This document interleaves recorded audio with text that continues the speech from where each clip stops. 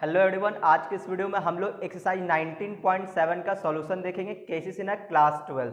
और इस एक्सरसाइज में भी हम लोग सब्स्टिट्यूशन मेथड यूज करेंगे। तो आखिर हम लोग सब्स्टिट्यूशन मेथड क्यों यूज करते हैं? अभी तक हम लोगों ने बहुत सारे एक्सरसाइज कंप्लीट करा है, तो सब्स्टिट्यूशन मेथड क्यों यूज करते हैं, सब्स्टिट्यूट क्यों करते हैं? क्योंकि जो हमारा इंटीग्रेशन का जो क्वेश्चन होता है उसको इंटीग्रेशन के फॉर्म में लाने के लिए हम लोग क्या करते हैं, सब्स्टिट्यूट करते हैं। जैसे ही वो इंटीग्रेशन के फॉर्म में आ जाता है हम उसको क्या करते हैं, इंटीग्रेट कर देते हैं और वापस जो मैंने सब्स्टिट्यूट करा था फिर वापस उसी फंक्शन में कन्वर्ट कर देते हैं। तो सब्स्टिट्यूशन का काम बस इतना सा है कि क्वेश्चन को वो इंटीग्रेशन के फॉर्म में लेके आता है। अगर क्वेश्चन इंटीग्रेशन के फॉर्म में नहीं है तभी उसमें हम लोग कुछ सब्स्टिट्यूशन करते हैं ताकि वो क्या हो जाए, इंटीग्रेशन के फॉर्म में आ जाए। तो चलिए एक्सरसाइज 19.7 स्टार्ट करते हैं। पहला क्वेश्चन है cos रूट एक्स अपॉन पहला question integration of cos root x upon root x, ठीक है, और इनटू dx, इसका इंटीग्रेशन करना है। तो इसके इंटीग्रेशन करने के लिए हम लोग सोचेंगे क्या ये u बाई v हमने पढ़ा है, हमने नहीं पढ़ा है, तो क्या करेंगे, हम लोग कुछ सब्स्टिट्यूट करेंगे ताकि ये इंटीग्रेशन के फॉर्म में आ जाए, जो हम लोगों ने पढ़ रखा है उसके फॉर्म में ये आ जाए। तो यहाँ पे साफ साफ दिख रहा है। अच्छा, मैंने पहले भी ये बताया हुआ है कि जब भी हम लोग सब्स्टिट्यूशन मेथड यूज कर रहे होते हैं तो हम लोग ये ध्यान रखते हैं क्या किसी फंक्शन का डिफरेंशिएशन मल्टीप्लाई में अवेलेबल है क्या। अगर डिफरेंशिएशन किसी का अवेलेबल है तो जिस फंक्शन का डिफरेंशिएशन अवेलेबल है उसी फंक्शन को हम लोग टी पुट करते हैं, ठीक है। यहाँ भी आप अगर ध्यान से देखो तो ये जो रूट एक्स है, रूट एक्स का डिफरेंशिएशन होता है 1/2 रूट एक्स। तो 1/रूट एक्स तो है, 2 नहीं है, तो 2 एक कांस्टेंट है, अगर वो नहीं दिए तो कोई प्रॉब्लम नहीं है। हमें क्या करना चाहिए, रूट एक्स को पुट करना चाहिए। क्यों? क्योंकि यहाँ पे हमने देखा कि ये जो रूट एक्स है इसी का डिफरेंशिएशन अवेलेबल है इनटू में। देखो ये 1/रूट एक्स है, ये रूट एक्स का डिफरेंशिएशन 1/2 रूट एक्स होता है, लेकिन 1/रूट एक्स तो अवेलेबल है ना, कांस्टेंट से कोई प्रॉब्लम नहीं है। तो यहाँ पे हमने देखा कि रूट एक्स का डिफरेंशिएशन 1/2 रूट एक्स होता है, तो रूट नीचे जो रूट एक्स अवेलेबल है वो डिफरेंशिएशन का वाला पार्ट है। तो इसका मतलब ये होगा कि हमें पुट करना चाहिए किसको, रूट एक्स को। तो रूट एक्स को पुट करना चाहिए टी, ठीक है। अच्छा, अब पुट करने के बाद क्या करते हैं, डिफरेंशिएट करते हैं। तो बोलो दोनों तरफ डिफरेंशिएट करो। रूट एक्स का डिफरेंशिएशन 1/2 रूट एक्स और फिर टी का डिफरेंशिएशन dt/dx, ठीक है। तो हमने डिफरेंशिएट भी कर लिया। इसके बाद क्या करते हैं, इसके बाद dx का वैल्यू निकालते हैं। वो कैसे निकालेंगे, तो dx इधर क्रॉस मल्टीप्लाई होगा, 2 रूट x इधर मल्टीप्लाई हो जाएगा, तो dx का वैल्यू क्या आएगा, 2 रूट x इधर मल्टीप्लाई हो जाएगा, यानी कि 2 रूट x इनटू dt आ गया, ठीक है। अच्छा, आप क्या करेंगे, नाउ सब्स्टिट्यूट कर देंगे। कहां पे, जहां पुट किए थे जस्ट ऊपर वाले लाइन पे, ठीक है। तो इंटीग्रेशन ऑफ ये cos रूट x है, तो क्या हमने cos को पुट किया था, नहीं, तो cos को एज इट इज लिख देते हैं, ठीक है। क्या मैंने रूट एक्स को पुट किया था, हाँ, तो वो t हो गया अपॉन में ये रूट एक्स को भी आप t लिख सकते हो, रूट एक्स को मैं पुट किया था ना, तो इसको भी t लिख दिए थे। और dx का value 2 root x into dt, ऐसा आ गया। अच्छा, अब हम लोग ये सोचें कि क्या ये कंप्लीट t में आ चुका है, नहीं, ये कंप्लीट t में नहीं है, तो क्या करेंगे, यहाँ पे ये रूट एक्स बच गया है, अभी भी ये x के फॉर्म में बचा हुआ है। तो जब भी x बच जाए तो कहां पे चले जाएंगे हम लोग, जहां पुट किए वहां पे जाएंगे। अच्छा, रूट एक्स को t बोल रहे हैं, तो यहाँ भी रूट एक्स के क्या रखेंगे, t रखेंगे। तो ये हो जाएगा cos t अपॉन t और इनटू में 2 कांस्टेंट तो बाहर आ जाएगा इंटीग्रेशन से, और यहाँ पे क्या रहेगा, इनटू में t इनटू में dt। तो ये t कैंसिल हो गया, तो फाइनली हमारे पास क्या दिखा, cos t और इनटू में dt। cos t का इंटीग्रेशन sin t है ना, तो 2 sin t और प्लस में c। अब हम लोग आंसर में t नहीं छोड़ सकते, तो t का वैल्यू वापस रखना पड़ेगा कितना, रूट x।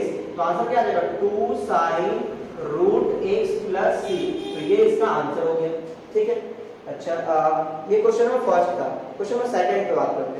देखो क्वेश्चन नंबर सेकंड क्या है, क्वेश्चन नंबर सेकंड में है इंटीग्रेशन ऑफ 1/x² और sin 1/x इनटू dx, ठीक है, ये क्वेश्चन है। तो अब फिर से देखो, क्या हम लोग डायरेक्ट इंटीग्रेशन कर सकते हैं, नहीं कर सकते हैं, तो क्या करेंगे, कुछ सब्स्टिट्यूशन करते हैं। क्या सब्स्टिट्यूट करें, तो देखो साफ साफ देखना ये कि 1/x का इंटीग्रेशन होता है -1/x²।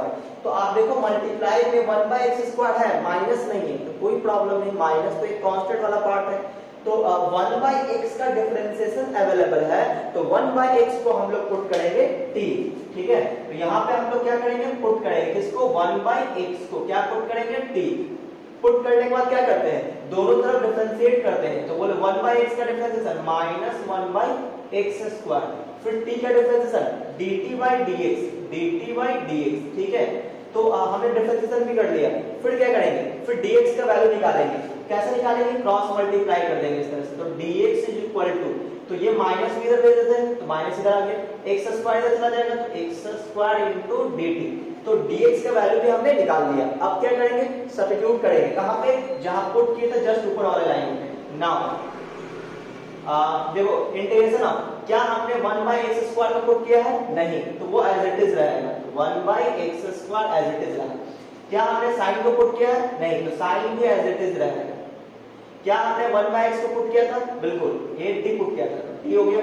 अब dx का वैल्यू हमने निकाला हुआ है, बिल्कुल निकाला हुआ, देखो क्या -x² into dt, -x² into dt, तो क्या लिखेंगे, माइनस को तो बाहर कर देते हैं और इनटू में x² इनटू dt। अच्छा, अब क्या करेंगे, अब यहाँ पे क्या होगा कि x² और x² कैंसिल हो जाएगा, ठीक है। अब क्या बचेगा सर, sin t, तो sin t का इंटीग्रेशन तो आता क्या होता है, sin t का इंटीग्रेशन माइनस cos t, और माइनस पहले से ये बाहर में, तो क्या हो जाएगा cos t और प्लस में c। अब हम लोग आंसर में t नहीं रख सकते, t को वापस रिप्लेस कर देंगे किससे, t को वापस रिप्लेस कर देंगे 1/x से, और ये प्लस c, तो ये इसका हो गया आंसर, ठीक है। तो ये क्वेश्चन नंबर सेकंड था। क्वेश्चन नंबर थर्ड बिल्कुल इसी तरह का, देखो मैं दिखाता हूं question number third. Question number third में ये integration of 1/x² 1/x² cos 1/x into dx, ठीक है। बस यहाँ पे साइन की जगह क्या है, cos है, मुझे उम्मीद है आप लोग बना लोगे इसको। अच्छा, थर्ड हो गया। Fourth number, question number 4। तो हम लोगों ने ये देखा कि जिस फंक्शन का डिफरेंशिएशन अवेलेबल होता है मल्टीप्लाई में, उसी फंक्शन को हम लोग t पुट करते हैं, और फिर पुट करने के बाद दोनों तरफ डिफरेंशिएट करते हैं, और फिर dx का वैल्यू निकालते हैं, और फिर हम लोग सब्स्टिट्यूट करते हैं, कहां पे, जहां पुट किए हैं जस्ट ऊपर वाले लाइन पे, है ना। अगर आपको ये सब नोट करना हो, वीडियो पॉज करके आप लोग नोट कर सकते हो, ठीक है। चलो, तो मैं क्वेश्चन में बात करता हूँ, क्वेश्चन नंबर 4 पे, ठीक है ना। अब क्वेश्चन नंबर 4 आप लोग देख के बता सकते हो कि क्या पुट करना चाहिए। क्वेश्चन नंबर 4 पे, ये question number 4, integration of e to the power x into sin, और under bracket e to the power x sin, sorry cos है यहाँ, है ना, cos, यहाँ पे cos, और एंगल में क्या है, e to the power x plus 2 है, e to the power x plus 2, और इनटू में dx, ठीक है। अच्छा, अब हमें इंटीग्रेशन करना है, तो देखो ये ऐसा लग रहा है कि ये u इनटू v के फॉर्म में, और u इनटू v का हमने इंटीग्रेशन पढ़ा ही नहीं है, तो अब हम लोग क्या करेंगे, तो फिर से वही चीज कि देखेंगे किसका कौन सा डिफरेंशिएशन अवेलेबल है मल्टीप्लाई में।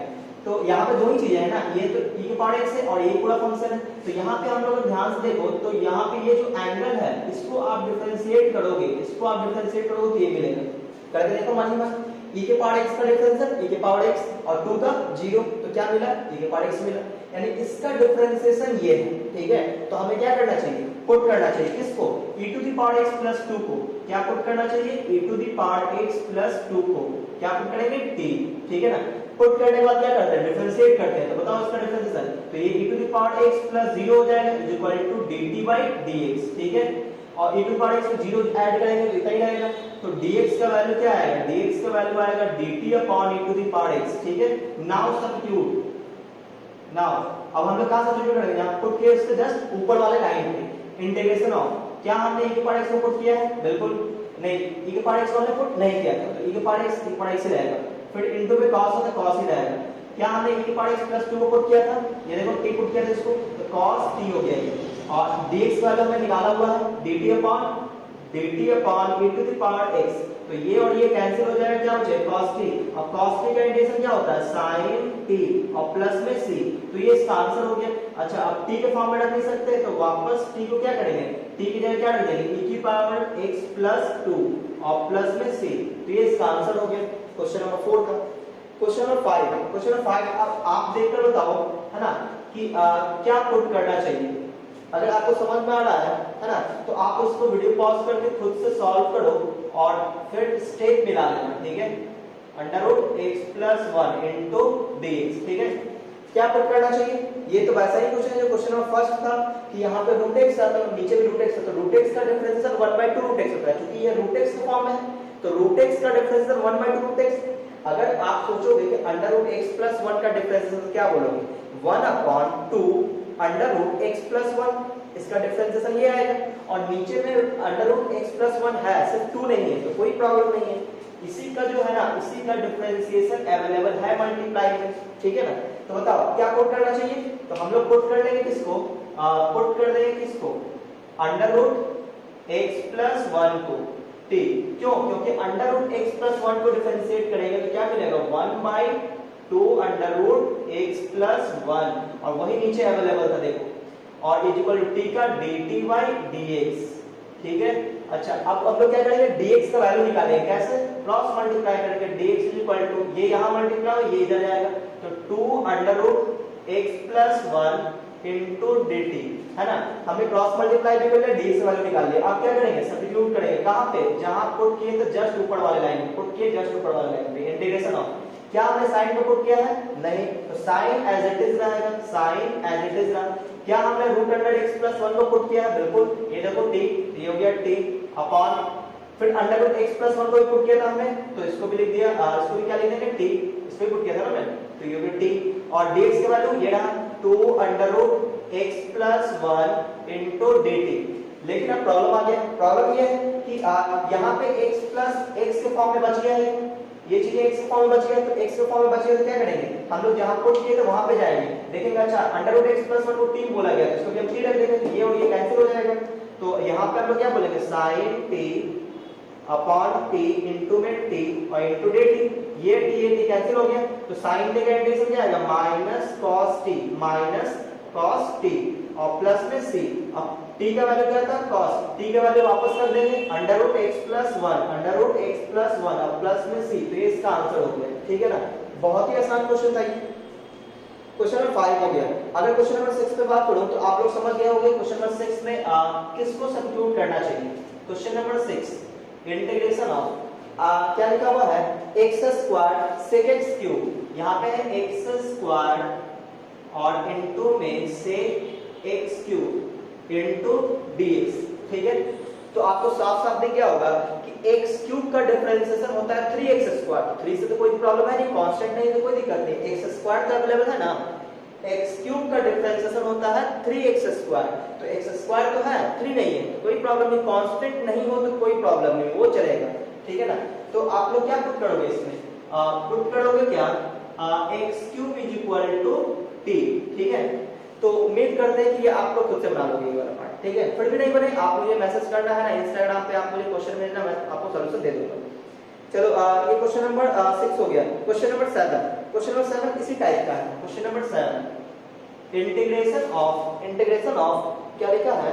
x to the power 1/3, x to the power 1/3, और यहाँ पे है x टू द पावर 1/3 और sin x to the power 4/3, sin x to the power 4/3 into dx, ठीक है।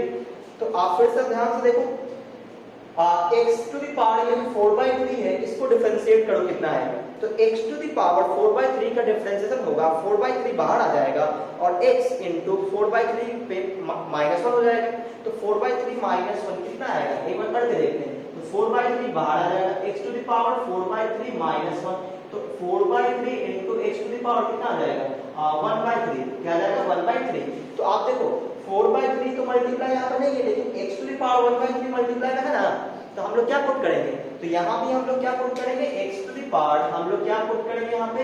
x to the power x to the power 4/3 को क्या put करेंगे? t, ठीक है ना।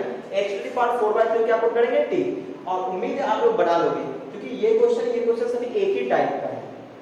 तो ये क्वेश्चन नंबर 7 हो गया। अच्छा, क्वेश्चन नंबर 8 देखते हैं, दिख रहा है। चलो क्वेश्चन नंबर 8 मैं कर देता हूँ। तो आप लोग देख लो, सभी क्वेश्चन में बस एक ही चीज है, आपको बस ये पहचानना है कि किसका डिफरेंशिएशन अवेलेबल है ना, उसी को पुट कर देते हैं। और वैसे भी मैंने पहले से बोला हुआ है कि ये बात मैं बहुत पहले से बोलता आ रहा हूँ कि जिसका डिफरेंशिएशन अवेलेबल हो मल्टीप्लाई में उसको आप पुट कर दो। और फिर भी अगर ये समझ में ना आए तो आप ये देखो कि जनरली क्या होता है कि अगर मल्टीप्लाई में अवेलेबल है तो उसको तो हम लोग पुट कर देते हैं। अगर ये भी ना हो, अगर ये चीज भी ना हो, किसी का डिफरेंशिएशन अवेलेबल ना हो, ठीक है ना, तो उसका और भी ऑप्शन है क्या कि जो रूट के अंदर है उसको पुट कर दो, या फिर ये भी नहीं है तो जो डिनोमिनेटर वाला पार्ट होता है उसको पुट कर दो। तो ये सब कुछ तरीका होता है पुट करने का, ठीक है ना।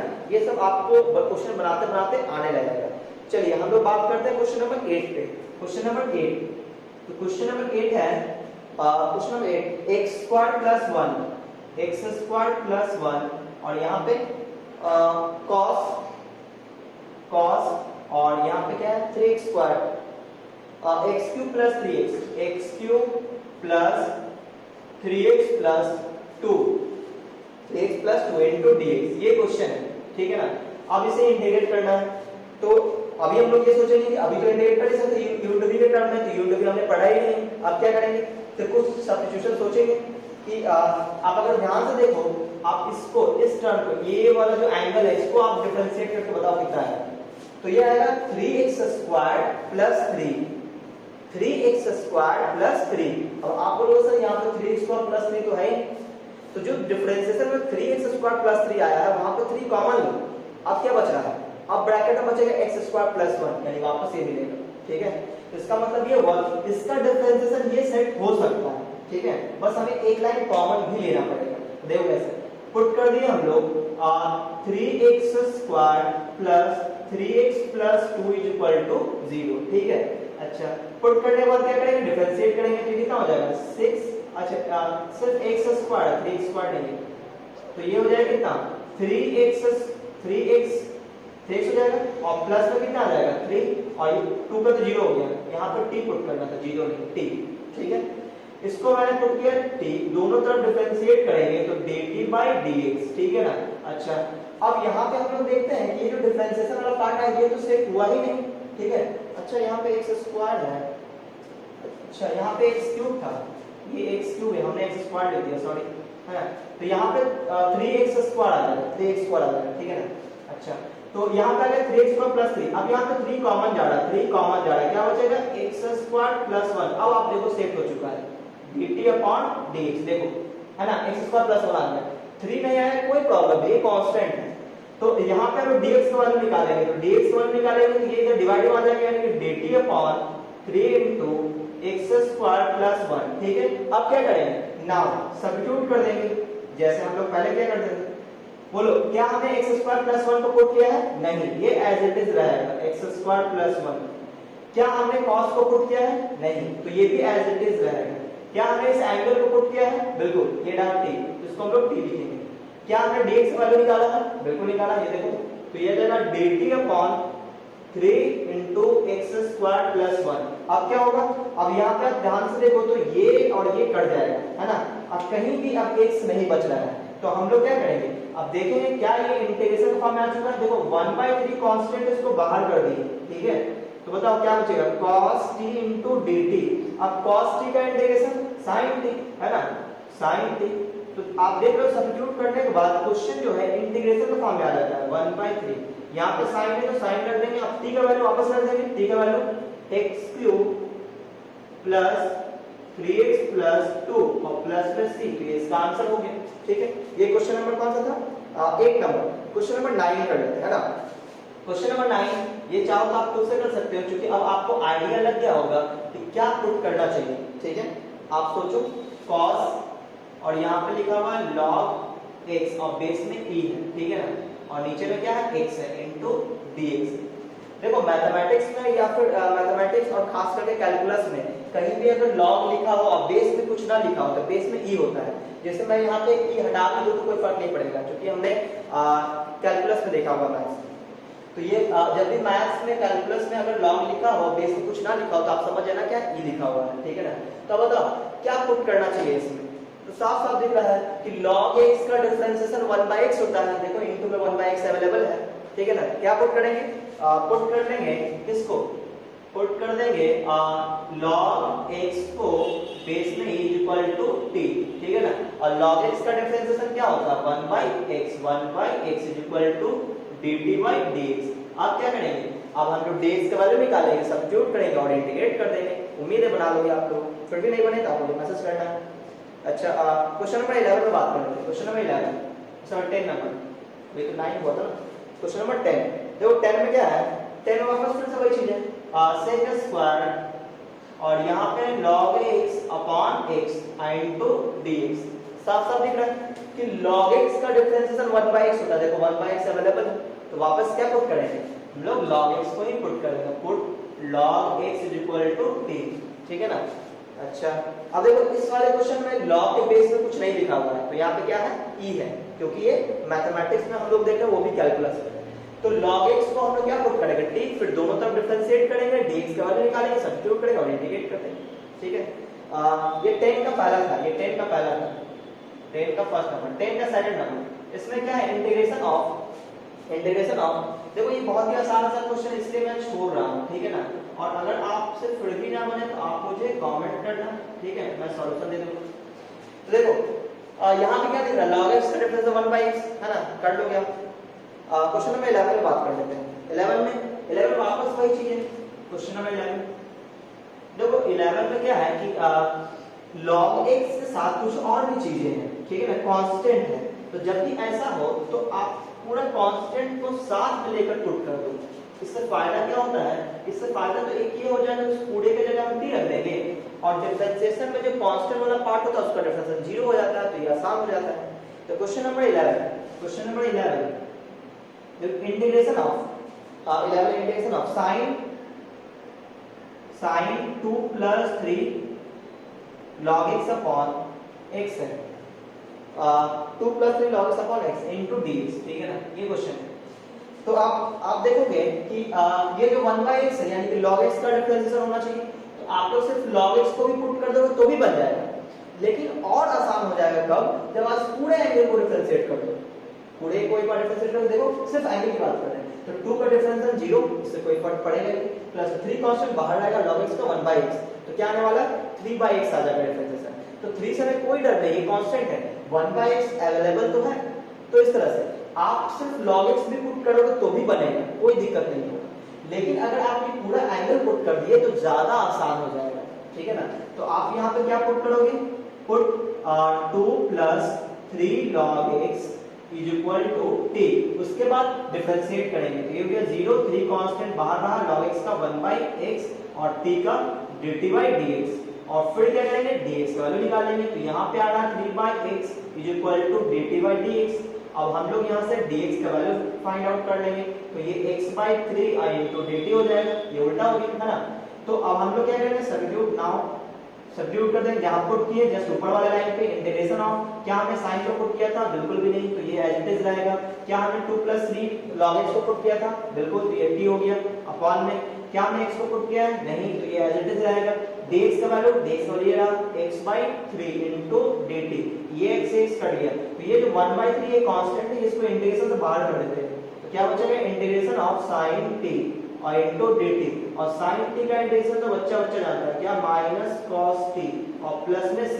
अब t का वैल्यू वापस रख देंगे, t का वैल्यू क्या आएगा -1 by 3 cos t का वैल्यू क्या था, और 2 plus 3 log x, 2 plus 3 log x plus c, ये इसका आंसर हो गया, ठीक है ना। बहुत ही आसान क्वेश्चन था। तो ये क्वेश्चन नंबर हो गया 11। क्वेश्चन नंबर 12 पे बात करें हम लोग, क्वेश्चन नंबर 12, ये बहुत ही आसान क्वेश्चन है, क्वेश्चन नंबर फर्स्ट जैसा है।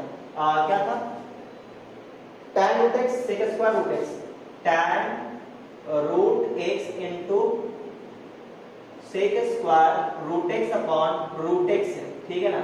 तो आप समझते हो कि root x का डिफरेंशिएशन होता है 1 by 2 root x, ठीक है ना। तो root x का डिफरेंशिएशन 1 by 2 root x, तो 1 by 2 तो नहीं लेकिन root x तो है ना।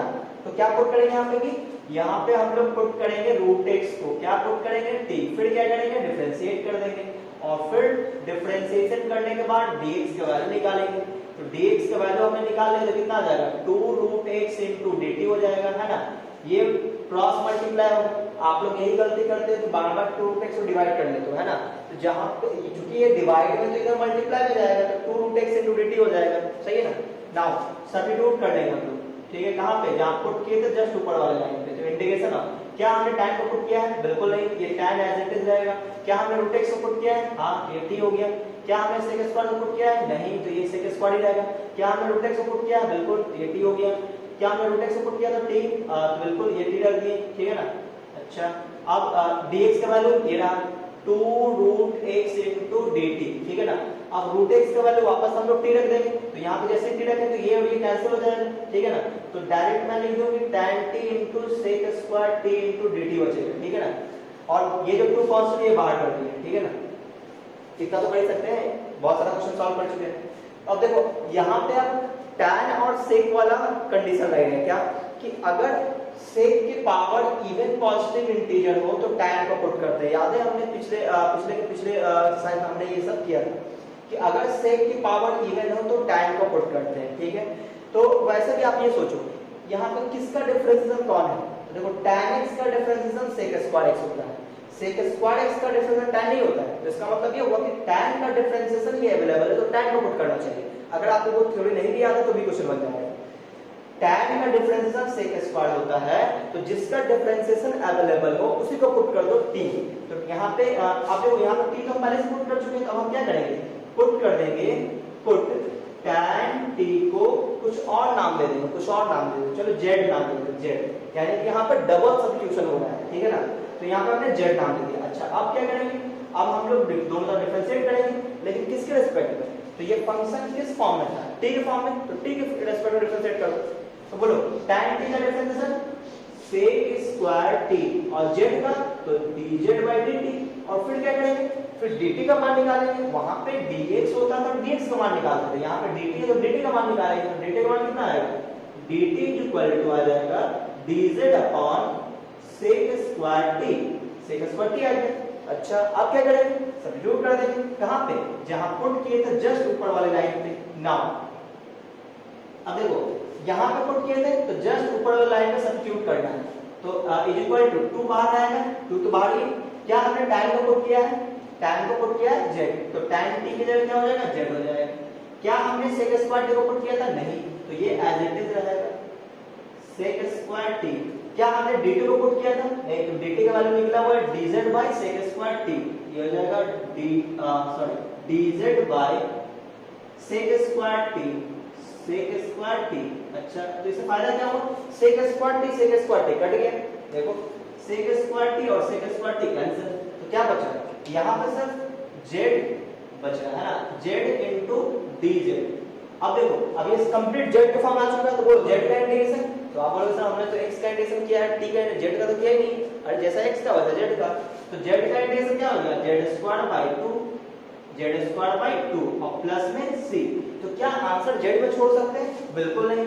तो z से हम लोग क्या करेंगे, तो z से पहले हम लोग t में जाएंगे, क्योंकि z से पहले t में जाएंगे, यानी कि जहां पर z है वहां पर क्या लिखेंगे, tan t लिखेंगे। तो क्या हो जाएगा, tan स्क्वायर t और प्लस में c, ये हो गया। अच्छा, अब क्या करेंगे, तो अब t को वापस t का वैल्यू रखेंगे, t का वैल्यू क्या था, t का वैल्यू रूट x था, तो यहाँ पे क्या रख देंगे, रूट x, यानी कि tan स्क्वायर और इससे जाएगा रूट x प्लस c। तो ये इसका आंसर हो गया, ठीक है। अच्छा, तो ये तो हो गया प्रॉपर तरीका, ये नहीं कि एकदम बिल्कुल प्रोसेस में। अब देखो एक चीज और ध्यान रखो कि हमने पिछले एक्सरसाइज में ये थ्योरी कुछ बताया था इस तरह कि अगर fx हो, fx टू द पावर, इसके पावर में n हो और इनटू में f डैश x हो, ठीक है ना। अच्छा, यहाँ दिख नहीं रहा आपको, मैं नीचे लिख देता हूँ, यहाँ लिख देता हूँ, देखो fx के पावर n हो और इनटू में f डैश x हो, है ना, इनटू dx।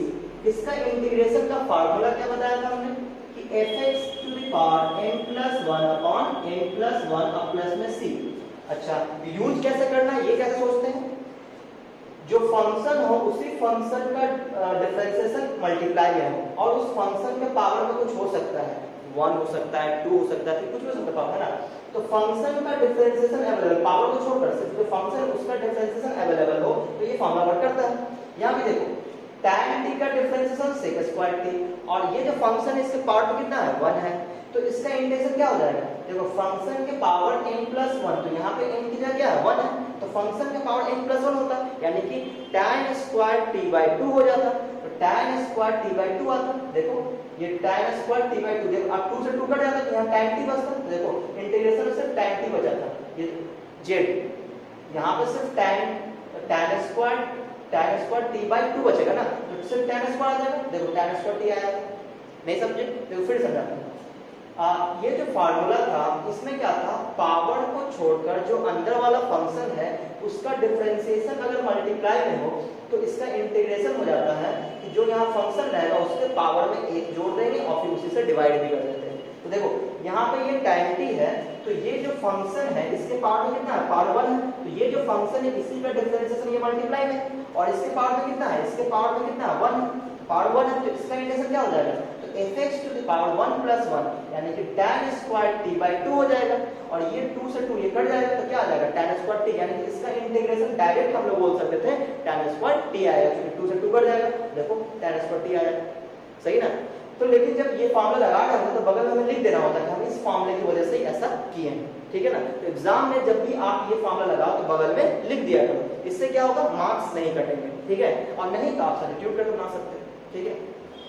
चलिए अगले एक्सरसाइज में हम लोग इसका बहुत ज्यादा यूज करेंगे, ठीक है ना, तो आपको ये यूज करना बहुत अच्छे से आ जाएगा, तो घबराने वाली बात नहीं। चलिए हम लोग आगे बढ़ते हैं। ये क्वेश्चन नंबर कौन सा था, ये 11 12 ये 12 नंबर था ना। अब हम लोग 13 पे बात करेंगे, क्वेश्चन नंबर 13, तो इसको मैं मिटा देता हूँ, आप लोग वीडियो पॉज करके नोट कर लेना।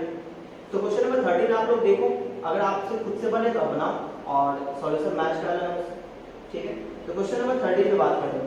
तो ये जो भी मैंने तरीका बताया ये वाला है ना, इससे घबराने की जरूरत नहीं है। अगले एक्सरसाइज में मैं इसका यूज करके दिखाऊंगा, है ना, बहुत सारे क्वेश्चन में मैं इसका यूज कर लूंगा, तो आप देखोगे कि कितना आसानी से क्वेश्चन बन जाता है, ठीक है। और जब भी यूज करते हैं तो बगल में लिख देते हैं, ठीक है ना, ताकि एग्जामिनर को पता चल जाए कि हाँ इस फॉर्मूले से, है ना, ये क्वेश्चन बना है। चलिए तो बात करते हैं क्वेश्चन नंबर 13। क्वेश्चन नंबर 13 में sec square sorry 1 upon x integration 13 में integration of 1 upon x cos square log x into dx, ठीक है। तो कोई प्रॉब्लम नहीं, साफ साफ दिख रहा है कि log x का डिफरेंशिएशन 1/x होता है, तो log x को पुट कर देंगे, है ना। तो यहाँ पे हम लोग क्या पुट करने वाले हैं, log x को t, ठीक है। तो फिर डिफरेंशिएट करेंगे तो 1/x dt by dx, फिर क्या करेंगे dx का वैल्यू निकालेंगे, है ना। सब में एक ही काम करते आ रहे हैं, नाउ सब्स्टिट्यूट कर लेंगे। 1 तो एज इट इज रहेगा, है ना, 1 x को हमने पुट नहीं किया तो ये भी एज इट इज रहेगा, cos स्क्वायर को हमने पुट नहीं किया तो वो भी एज इट इज रहेगा, log x को पुट किया था t को t कर देंगे, dx का वैल्यू हमने निकाला हुआ x dt, अब ये x कैंसिल हो गया, 1/cos स्क्वायर x को दुनिया वाले sec स्क्वायर x बोलते हैं, ये sec स्क्वायर t हो जाएगा। अच्छा sec स्क्वायर t का इंटीग्रेशन होता है, क्या होता है, tan t। अगर आपको फॉर्मूला नहीं आता तो पहले फॉर्मूला याद कर लो, ठीक है। तो ये होगा tan t का वैल्यू t का वैल्यू वापस रख देंगे, log x, इसका इंटीग्रेशन हो गया, है ना, tan t का इंटीग्रेशन t का वैल्यू log x प्लस में c, का आंसर हो गया। कितना आसान क्वेश्चन है। तो ये 13 नंबर था ना। क्वेश्चन नंबर 14 में मैं सिर्फ हिंट देता हूं, आप बना लोगे, बहुत ही आसान सा question. 14 number integration of e to the power x tan e to the power x into sec e to the power x into dt, ठीक है ना। तो ये किसको पुट करोगे, e के पावर x को, है ना, क्या पुट कर लेंगे, e के पावर x को पुट कर लेना, बन जाएगा, ठीक है, कर लोगे आप। चलो क्वेश्चन नंबर 15 साफ दिख रहा है, 15 में साफ दिख रहा है किसको पुट करना चाहिए, क्या लिखा हुआ है 15 में sec square under root x plus 1 upon under root x plus 1 into dx, है ना। तो इसमें बोले की जरूरत है, ऐसा क्वेश्चन कई बार बना चुके हैं, आज ही तो बनाए। तो अंडर रूट x प्लस 1 को ही पुट करेंगे, क्यों, क्योंकि इसका डिफरेंशियल 1/2 रूट x होता है, ठीक है, आप कर लोगे। क्वेश्चन नंबर 16 में देखो, 16 में क्या है,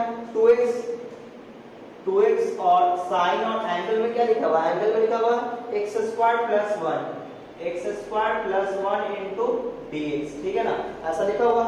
तो अब आप बताओ किसको पुट करेंगे, तो साफ साफ दिख रहा है कि x स्क्वायर का डिफरेंशिएशन 2x और 1 का 0, यानी इस पूरे को पुट कर देंगे t, तो क्या आ जाएगा, 2x आ जाएगा, ठीक है ना। तो यहाँ पे आपको क्या पुट करना है, x स्क्वायर प्लस 1 को पुट कर देना है t, तो ये बन जाएगा। अच्छा तो ये क्वेश्चन नंबर 16 था। क्वेश्चन नंबर 17 में 17 में क्या करना है, 17 में sin x इनटू फिर क्या लिखा है, sin of cos x, sin और इस sin का एंगल है cos x इनटू dx, ठीक है ना। तो आप साफ साफ देख रहा है क्या कि ये जो एंगल cos x, cos का डिफरेंशिएशन होता है माइनस sin, तो माइनस से कोई प्रॉब्लम नहीं है, sin तो अवेलेबल है ना इनटू में, तो क्या पुट करोगे आप, put cos x is equal to t, ठीक है ना। मैं बना दूं इसको, चलो बना दें। cos का डिफरेंशियल माइनस sin x और t का dt बाय dx, तो dx का वैल्यू आ जाएगा minus dt upon sin x, minus कभी भी नीचे नहीं रखते हैं, ठीक है ना। नाउ सब्स्टिट्यूट कर देंगे हम कहां पे, जहां पुट किए थे जस्ट ऊपर वाले लाइन पे। नाउ बोलो क्या हमने sin x को पुट किया है, बिल्कुल नहीं, तो ये एज इट इज रहेगा। क्या हमने इस sin को पुट किया है, नहीं, तो ये भी एज इट इज रहेगा। क्या हमने इस cos को पुट किया, बिल्कुल, तो ये t हो गया। क्या dx का वैल्यू पता है, ये रहा, तो माइनस को बाहर कर देते हैं और dt अंदर अपॉन में sin x आ गया, तो ये और ये कैंसिल हो गया। अब क्या बच गया, sin t dt, सिर्फ sin t बच रहा है, sin t का integration minus cos t, minus सरकारी है तो ये हो जाएगा प्लस cos t, तो प्लस में c, t का वैल्यू वापस रख देंगे cos x और प्लस में c, इसका आंसर हो गया, ठीक है ना। तो ये क्वेश्चन नंबर कौन सा था, 17 हो गया। क्वेश्चन नंबर 18 आपको नोट करना हो, वीडियो पॉज करके नोट कर लिया करें और फार्मूला जरूर याद करें। जो मैंने इंपॉर्टेंट फार्मूला क्लास 12 बताया हुआ है वो बहुत ही फायदेमंद है आपके लिए। जब आप उसको याद कर लोगे तो फ्रीक्वेंटली आपको क्वेश्चन बनाने का तरीका आपके माइंड में आना शुरू हो जाएगा, ठीक है ना, स्पीड बढ़ जाएगा। तो फार्मूला जरूर याद करो। चलो क्वेश्चन नंबर हम लोग बात कर लेते हैं 18 पे। क्वेश्चन नंबर 18, अब देखो 18 नंबर इंटीग्रेशन ऑफ, क्या बोला 18 में, e to the power x into 1 plus x अपॉन में sin square x into e to the power x into dx, ठीक है। अब इसका इंटीग्रेशन करना है। अब यहाँ सोचेंगे कौन किसका डिफरेंशिएशन है, ठीक है। तो साफ साफ यहाँ पे दिखेगा आपको, अगर आपका डिफरेंशिएशन काफी स्ट्रांग है तो आप अगर डिफरेंशिएट करोगे किसको, x into e to the power x को, तो आपको डिफरेंशिएशन में यही मिलेगा। नहीं है कि नो, तो करके देखो एक बार।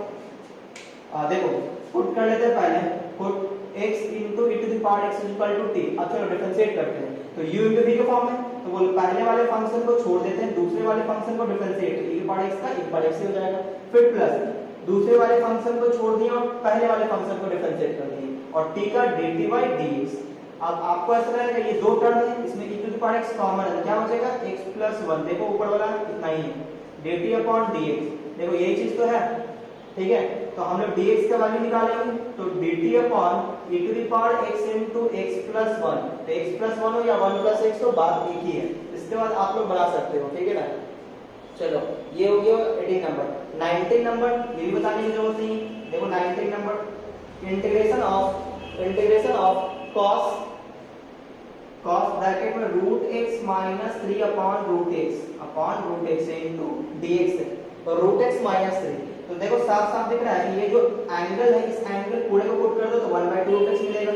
तो यहाँ पुट करना है क्या, रूट x माइनस 3, ऐसा क्यों, क्योंकि इसको जब डिफरेंशिएट करेंगे तो 1/2 रूट x आएगा, 3 का तो 0 हो जाएगा, देखो नीचे रूट x अवेलेबल है, बन जाएगा।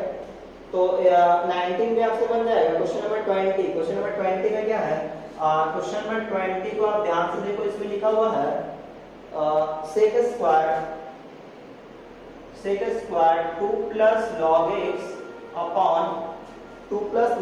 अपॉन x into dx, ठीक है ना।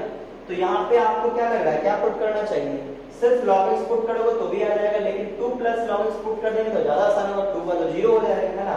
तो यहाँ पे पुट कर दो पूरा का पूरा 2 plus log x को, तो इसका डिफरेंशिएशन भी 1/x ही आएगा, ठीक है। तो आप करके देख लेना, बन जाएगा आपसे। तो 20 नंबर हो गया ना। 21 नंबर में आप समझ ही गए हो, 21 नंबर जो रूट के अंदर है तो रूट वाला जो टर्म है उसको पुट करेंगे sin under root x plus b upon under root x plus b। तो ऐसा क्वेश्चन तो अभी हम लोग बना चुके हैं कई बार, है ना। क्या पुट करना पड़ेगा आपको, यहाँ पे आपको पुट करना पड़ेगा under root x plus b equal to t।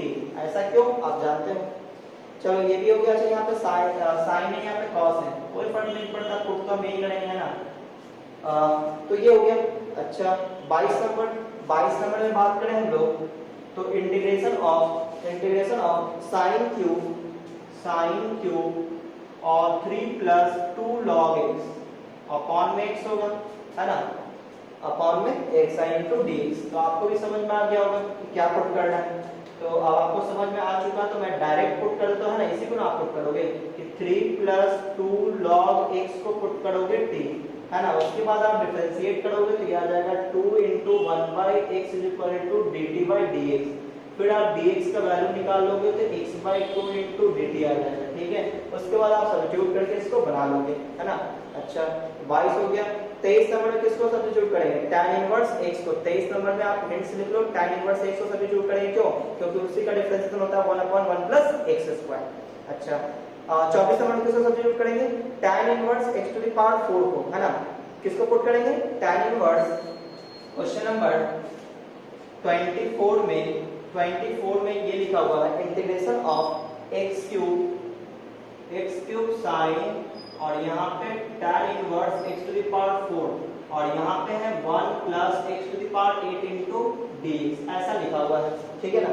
तो आप किसको पुट करोगे, तो यहाँ पे पुट करना है आपको tan inverse x to the power 4 is equal to t, क्योंकि इसका डिफरेंशिएशन हो जाएगा 1/1 plus x to the power 8, अब x टू द पावर 4 का ये जाएगा इनटू में 4x³ is equal to dt by dx, ठीक है ना। अब देखो x³ भी आ रहा है ऊपर और नीचे 1 plus x to the power 8 भी आ रहा है, ठीक है। तो आप ये बना लोगे। तो फाइनली ये एक्सरसाइज होता है कंप्लीट। अगर आपको ये वीडियो अच्छा लगा तो वीडियो को लाइक कीजिए और अपने दोस्तों में शेयर कीजिए, और अगर आप मेरे चैनल में पहली बार आए तो चैनल को सब्सक्राइब कर लें और बेल आइकन जरूर दबा दें, ताकि जैसे ही मैं कोई नया वीडियो डालूंगा आपको नोटिफिकेशन मिल जाए।